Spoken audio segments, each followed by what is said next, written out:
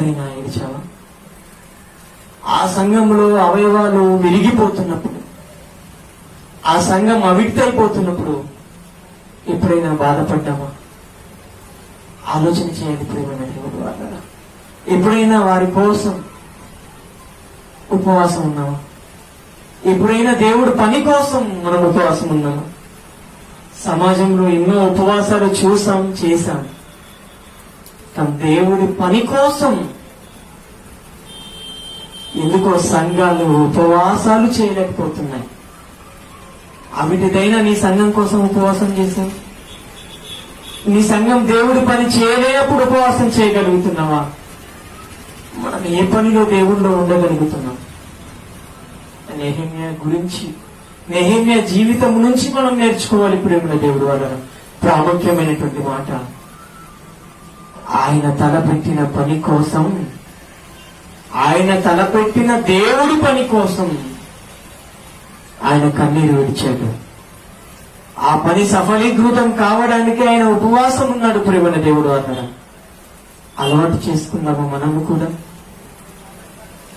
అవిటిదైన సంఘాన్ని తిరిగి కట్టుడ కోసము, ఆ ఇరిగిపోయిన అవయవాన్ని చేర్చడం కోసము ఉపవాసాలు చేద్దాము.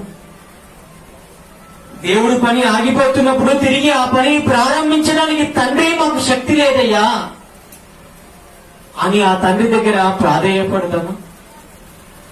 ఆ తండ్రి సన్నిధిలో ఉపవాసం ఉండగలమా ప్రేమైన దేవుడు? నెహెమ్యా అయితే ఉంటున్నాడు ప్రేమైన దేవుడు. నెహెమ్యా అయితే ఉంటున్నాడు. అదే ఆయన మనసులో ఉన్నటువంటి మాటను దేవుడికి ప్రార్థన చేస్తున్నాడు. 5వ వచనం, ఎట్లనగా ఆకాశమందున్న దేవా యెహోవా, భయంకరుడమైన గొప్ప దేవా, నేను ప్రేమించి నీ ఆజ్ఞను అనుసరించి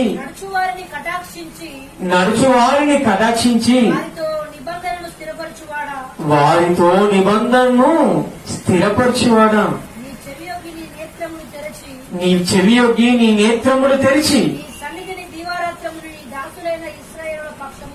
నీ దాసులైన ఇశ్రాయేలీల పక్షముగా, ఇశ్రాయేలీల పక్షముగా ఎవరు ప్రార్థన చేస్తున్నారండి? నెహెమ్యా గారు ఏమైనా ఇశ్రాయేలీలకు యాజకుడా?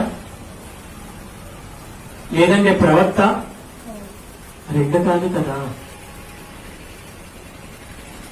2 కాదు ప్రేమ దేవుడు అన్నరా. అయినా ఒక ఉద్యోగం చేసుకునేటువంటి